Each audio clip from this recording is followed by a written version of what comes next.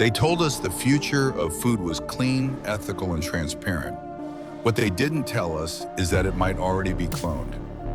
Right now, while you're buying meat off a grocery shelf in Canada, there's a chance that steak, that pork chop, that ground beef came from the genetic twin of another animal, grown, slaughtered, and sold without you ever being told.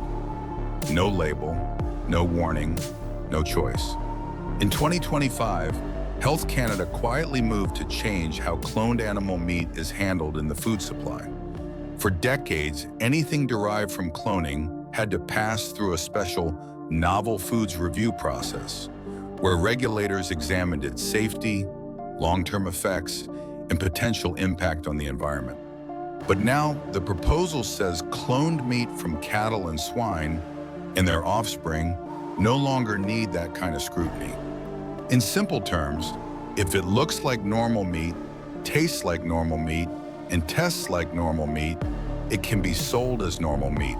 No label, no distinction. The science behind it is straight out of a science fiction novel, somatic cell nuclear transfer. They take the nucleus from a single animal cell, fuse it with a donor egg, and implant that embryo into a surrogate mother. The result is a genetic copy, an animal that didn't come from breeding, but replication. That animal then lives, grows, and eventually enters the food chain just like any other. The government says it's safe. The corporations call it progress. But the people eating it, they don't even know it exists. Publicly, the reasoning is wrapped in logic. Clones are biologically equivalent to traditional livestock, so labeling would be redundant.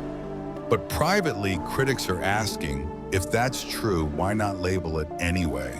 Why remove transparency if there's nothing to hide? Because labels create hesitation, and hesitation slows markets. The fewer questions consumers ask, the faster production can scale. Canada isn't the first to flirt with cloned meat.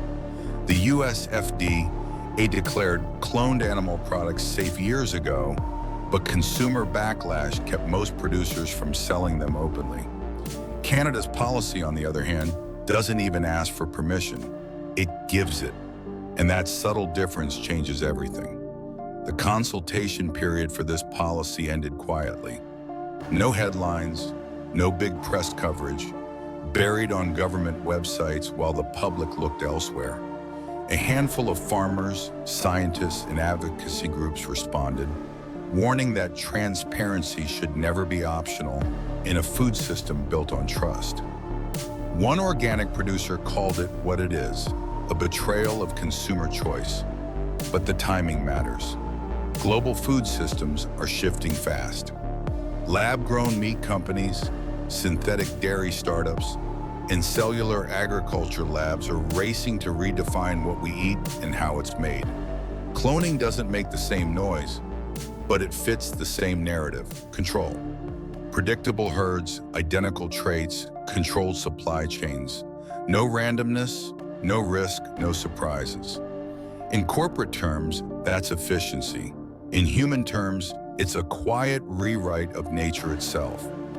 What happens when food stops coming from living diversity and starts coming from genetic templates? What happens when the same DNA sequence is multiplied thousands of times into thousands of animals, all moving through a system designed for speed, not transparency? You might argue it's harmless. Maybe it is. But shouldn't we be the ones to decide if we want it on our plates? The silence around it is the most striking part. No billboards, no news debates, no front-page stories. Just a quiet policy shift that opens the door for cloned meat to slip into circulation like it's always been there. The reasoning is bureaucratic, no demonstrated risk. But that phrase has been used before, about pesticides, additives, and countless other safe innovations that later turned out to have consequences no one predicted. Even if cloned meat is nutritionally identical, it's the precedent that matters. Once the principle of labeling disappears, once consumers lose the right to know, the door opens wider for whatever comes next.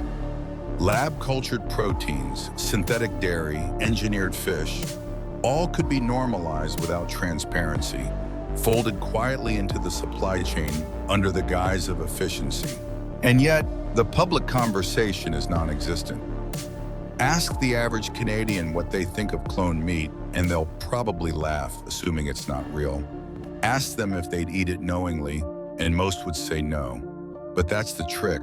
It doesn't matter what they think, because the choice is already being made for them. And maybe the science is sound, maybe it's the safest food ever created. But maybe that's not the point.